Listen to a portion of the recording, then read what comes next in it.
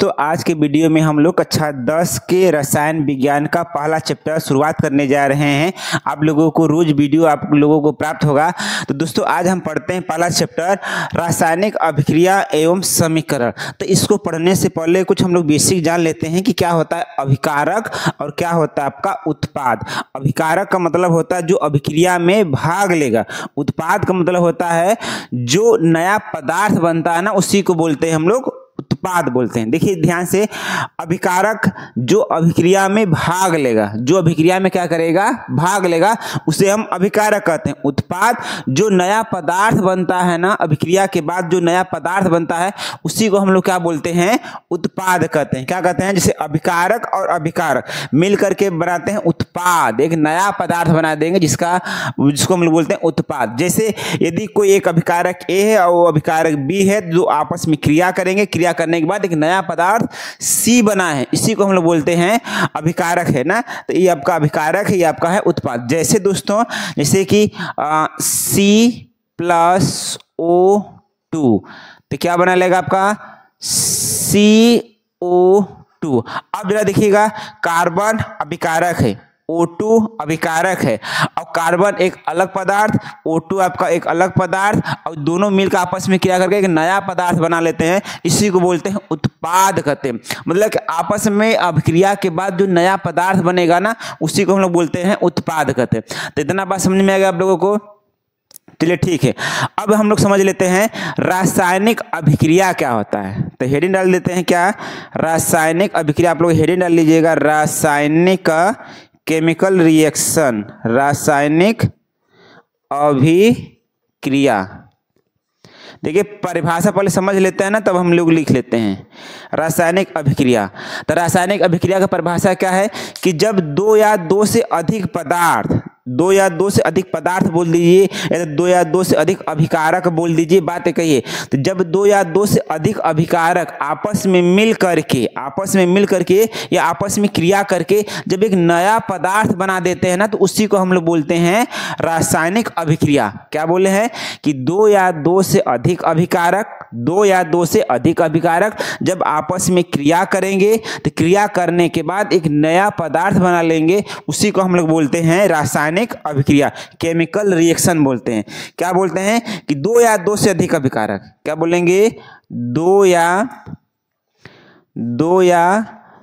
दो से अधिक, कौन सी दोस्तों, दो या दो से अधिक अभिकारक। क्या होंगे अभिकारक, जब आपस में क्रिया करेंगे, दो या दो से अधिक अभिकारक आपस में क्या करेंगे, आपस में क्रिया करके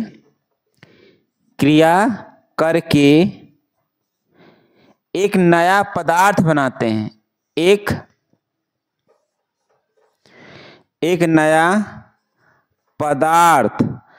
नया पदार्थ बनाते हैं। इसे ही क्या कहते हैं, इसे ही रासायनिक अभिक्रिया कहते हैं। इसे रासायनिक अभिक्रिया कहते हैं। क्या दोस्तों, रासायनिक अभिक्रिया कहते हैं। बात समझ में आई कि नहीं आई? इसे हम लोग क्या कहते हैं, रासायनिक अभिक्रिया कहते हैं। क्या कि जब दो या दो से अधिक अभिकारक जब आपस में मिलते हैं और एक नए पदार्थ का निर्माण करते हैं, तो इसी को हम लोग बोलते हैं रासायनिक अभिक्रिया कहते हैं। फॉर एग्जांपल दोस्तों यही है, क्या आपका है, जैसे C+O2 gives CO2। कार्बन है, ये आपका क्या है, कार्बन है, ये आपका है ऑक्सीजन गैस है। क्या आपका है, ऑक्सीजन गैस है। जब आपस में क्रिया करेंगे तो बनाएगा कार्बन, इस CO2 का नाम क्या है, कार्बन डाइऑक्साइड। क्या नाम है दोस्तों, कार्बन डाइऑक्साइड गैस का निर्माण करता है। ठीक, एक तरह से। और दूसरा एग्जांपल देख लेते हैं हम लोग, जैसे Mg magnesium plus KO2 Gibbs में क्या बनाएगा, MgO। तो बैलेंस नहीं है तो बैलेंस करेंगे, तो यहाँ पर 2 लगा देंगे तो यहाँ पे भी कितना हो जाएगा 2, तो 2 MgO हो जाएगा। तो इसका नाम है मैग्नीशियम। क्या है आपका, मैग्नीशियम है, मैग्नीशियम। इसका नाम है ऑक्सीजन तो पता ही है, इसका नाम magnesium oxide, magnesium, magnesium oxide क्या बनाएगा, मैग्नीशियम ऑक्साइड का क्या करता है, निर्माण करता है। तो दोस्तों यही है रासायनिक अभिक्रिया, क्या कि 2 या 2 से अधिक अभिकारक जब आपस में क्रिया करेंगे और एक नए पदार्थ का निर्माण करेंगे, अभिक्रिया करके एक नया पदार्थ बनाते हैं, तो इसे हम लोग क्या बोलते हैं, रासायनिक अभिक्रिया कहते हैं। फॉर एग्जाम्पल में जैसे कार्बन और ऑक्सीजन जब आपस में क्रिया करते हैं तो CO2 बनाते हैं, और मैग्नीशियम और ऑक्सीजन जब आपस में क्रिया करते हैं तो मैग्नीशियम ऑक्साइड का क्या करते हैं, निर्माण करते हैं। दोस्तों तो आप लोगों को समझ में आ गया होगा ना कि अभी का क्या रासायनिक अभिक्रिया क्या होता है, बस में आएगा नहीं है। तो आइए हम एक अब दूसरा टॉपिक देते हैं, समीकरण देखते हैं। क्या देखते हैं हम लोग, समीकरण, कि क्या होता है रासायनिक समीकरण। ठीक दोस्तों, इसे क्या कर लीजिए, आप उतार लीजिए, तो हम अगला बताते हैं। अब से 1 मिनट में उतार लीजिए। आइए हम लोग अगला बताते हैं, रासायनिक समीकरण,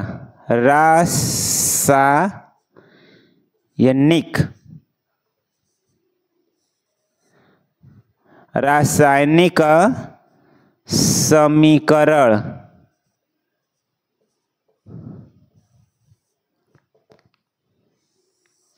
दोस्तों अगर एक बात बताइए कि अगर हमको रासायनिक समीकरण लिखना है तो अगर हमको केमिकल का नाम, तत्व का नाम, यौगिकों का नाम, ये यौगिक ठोस है कि द्रव है कि एक्वस है कि ताप गर्म कर रहे हैं कि गैस निकल रहा है, तो ये सब आपको पता होना चाहिए ना। तो किसी भी रासायनिक समीकरण को लिखने के लिए, किसी भी रासायनिक अभिक्रिया को, मतलब किसी भी रासायनिक समीकरण को लिखने के लिए, तो उसके क्या प्रतीक होने चाहिए, उसके संकेतांक याद होने चाहिए, उसके प्रतीक याद होने चाहिए, यौगिकों का नाम आपको याद होना चाहिए। तो अगर आपको यह याद है तभी आप रासायनिक समीकरण क्या कर सकते हैं, लिख सकते हैं। तो इसकी परिभाषा कैसे बने कि किसी भी रासायनिक अभिक्रिया को, किसी भी रासायनिक अभिक्रिया को प्रतीक, संकेतांक, सूत्र आदि की सहायता से क्या करना, उसे लिखना क्या कहलाएगा, आपका रासायनिक अभिक्रिया का रासायनिक समीकरण कहलाता है। बात समझ आएगा नहीं। आइए देखते हैं रासायनिक समीकरण। तो किसी रासायनिक अभिक्रिया को क्या लिखेंगे, किसी रासायनिक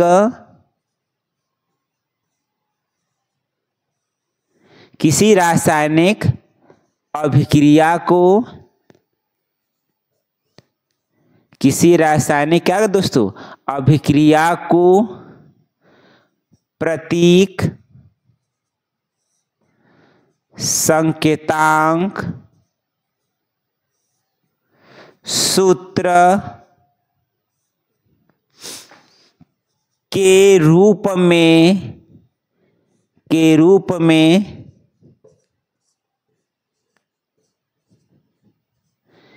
रूप में लिखना क्या कहलाएगा, रासायनिक समीकरण। रासायनिक समीकरण कहलाता है दोस्तों। क्या कहलाता है, रासायनिक समीकरण कहलाता। बात में आएगी नहीं कि किसी भी रासायनिक अभिक्रिया को सूत्र, प्रतीक, संकेतांक आदि के रूप में दर्शाना, ये क्या कहलाएगा, आपका रासायनिक समीकरण कहलाता है। जैसे फॉर एग्जांपल जैसे H2 है, ठीक, प्लस के N2 है, उत्क्रमणी है, कच्छिन है, तो बना लेगा NH3। क्या बना लेगा, लेकिन ये बैलेंस नहीं है तो इसको हमको क्या करना पड़ेगा, बैलेंस करना पड़ेगा। तो इसलिए यहाँ पर कितने हैं आपके, नाइट्रोजन कट है 2 ठे, तो यहाँ पे क्या करेंगे 2 लगाएंगे, तो नाइट्रोजन 2 ठे, H कट हो गया 2 3 6, तो यहाँ पे कितना लगाना पड़ेगा 3। तो इसका नाम क्या है, अब देखिएगा, तो ये आपका है हाइड्रोजन। अब हाइड्रोजन है तो ये भी क्या आपका है, गैस है। ये भी क्या है, नाइट्रोजन गैस है, और ये भी क्या है, अमोनिया गैस है। तो जी से दर्शा दिए। अब एक बात ध्यान से समझिएगा, ये आपका हाइड्रोजन गैस है, इसका नाम क्या है, हाइड्रोजन। हाइड्रोजन गैस, इसका नाम है नाइट्रोजन गैस। नाइट्रोजन गैस, इसका नाम है अमोनिया। अमोनिया, NH3 को हम लोग क्या बोलते हैं, अमोनिया बोलते हैं। ठीक, तो इसको हम लोग बोलते हैं रासायनिक समीकरण बोलते हैं। क्या बोलते हैं, रासायनिक समीकरण। अब एक दोस्तों ये बात हमको समझना है कि देखिएगा, हाइड्रोजन को H2 से लिखे हैं, तो हमको याद होना चाहिए ना, हाइड्रोजन गैस मतलब कौन सी, H2, नाइट्रोजन गैस मतलब कौन सी, N2, अमोनिया मतलब कौन सी, NH3। ये हमको पता होना तभी तो करेंगे। तो इसी को हम लोग बोलते हैं रासायनिक समीकरण बोलते हैं। ये आपका रासायनिक समीकरण है, लेकिन जब आपस में क्रिया करेंगे तो बोलेंगे रासायनिक अभिक्रिया बोलेंगे। बात समझ आएगा नहीं, चलिए ठीक है। तब हम एक चीज देखिएगा कि कोई भी रासायनिक अभिक्रिया हो रहा है, कोई भी रासायनिक अभिक्रिया हो रहा है, तो कैसे पहचानेंगे कि रासायनिक अभिक्रिया हो रहा है कि नहीं हो रहा है। तो रासायनिक अभिक्रिया को पहचानने का कुछ टिप्स है, उसकी सहायता से हम लोग पता कर सकते हैं कि रासायनिक अभिक्रिया हो रहा है कि नहीं हो रहा है। आइए देखते हैं वह टिप्स कौन कौन से हैं। रासायनिक अभिक्रिया होने के नियम क्या है, मतलब कैसे पहचान, लिखेंगे पहचान, लिख देंगे, क्या लिखेंगे, पहचान। किसका, रासायनिक अभिक्रिया का पहचान लिखेंगे कैसे। तो पहला आपका पहचान क्या है, गैस का निकलना। गैस का निकलना, अगर किसी भी रासायनिक अभिक्रिया हो रही है, अगर उसमें से कोई भी गैस निकल रही है, तो हम कहेंगे कि वह रासायनिक अभिक्रिया आपस में हो रही है। दूसरा पॉइंट, अवस्था परिवर्तन। क्या बोलेंगे, अवस्था परिवर्तन। अवस्था परिवर्तन, अगर किसी भी दो अभिकारक की अवस्था आपस में क्रिया कराने पर उसके स्थिति में परिवर्तन हो रहा है, या तो वह लिक्विड हो रहा है, या तो वह सॉलिड हो रहा है, या तो वह गैस हो रहा है, तो अगर इस अवस्था में अगर परिवर्तन हो रहा है तो हम कह देंगे कि नहीं भैया, ये बात तो है कि ये आपका रासायनिक अभिक्रिया हो रहा है। ठीक, तीसरा बात क्या आपका है, ताप में वृद्धि। ताप में वृद्धि हो रहा, ताप में वृद्धि। अगर मान लीजिए देखिए दोस्तों कि अगर किसी भी अभिक्रिया कराने पर उसका टेम्परेचर क्या हो जाए, बढ़ जाए, तो हम कह देंगे क्या होगा आपका, अभिक्रिया हो रही है, ताप में वृद्धि। चौथा क्या है आपका दोस्तों, अवक्षेप का बनना। अवक्षेप का बनना। अवक्षेप का मतलब होता है दोस्तों कि अगर यदि कोई मान लीजिए विलयन बना है, तो विलयन के तली के अंदर जो बैठ जाए, अवक्षेप मतलब आकर नीचे क्या आ जाए, बैठ जाए, उसी को हम लोग क्या बोलते हैं, अवक्षेप बन रहा है, तो उसे हम लोग बोलेंगे रासायनिक अभिक्रिया हो रही है। एक पॉइंट और है, और कौन सा है आपका, पांचवा है, चलिए पांचवा लिख देते हैं, रंग में परिवर्तन। अगर रंग में परिवर्तन हो गया, रंग में परिवर्तन हो रहा है, तो हम कह देंगे कि दोस्तों रासायनिक अभिक्रिया हो रही है। ये सब क्या है, पहचान है किसका, रासायनिक अभिक्रिया के होने की पुष्टि करता है कि रासायनिक अभिक्रिया हो रहा है कि नहीं हो रहा है। अगर इन पांचों में से यदि कोई भी आपको मिलेगा, यदि कोई भी आपको दिखेगा नहीं, रंग में परिवर्तन हो रहा है, ताप में वृद्धि हो रहा है, अवक्षेप उत्पन्न हो रहा है, तो हम कह देंगे भैया रासायनिक अभिक्रिया हो रही है। तो ठीक दोस्तों, तो आज के लेक्चर में बस इतने ही रहने देते हैं। हम लोग क्या सीखे, रासायनिक अभिक्रिया सीखे, क्या सीखे हम लोग, रासायनिक समीकरण सीखे, हम लोग क्या सीखे कि रासायनिक अभिक्रिया को हम लोग कैसे पहचानेंगे, उसके बाद सीखे अभिकारक क्या होता है, उसके बाद क्या सीखे उत्पाद क्या होता है। तो इस वीडियो में आज हम लोग, अगले वीडियो में हम लोग करेंगे, नेक्स्ट में आगे का काम कंटिन्यू करेंगे। तो दोस्तों अगर अभी से आप फेसबुक पर देख रहे हैं तो इसे शेयर करिएगा, ठीक, लाइक करिएगा, कमेंट करिएगा। अगर यूट्यूब पर देख रहे हैं तो सब्सक्राइब भी करिएगा, कमेंट करिएगा, शेयर करिएगा। तो दोस्तों थैंक यू, जय हिंद, जय भारत।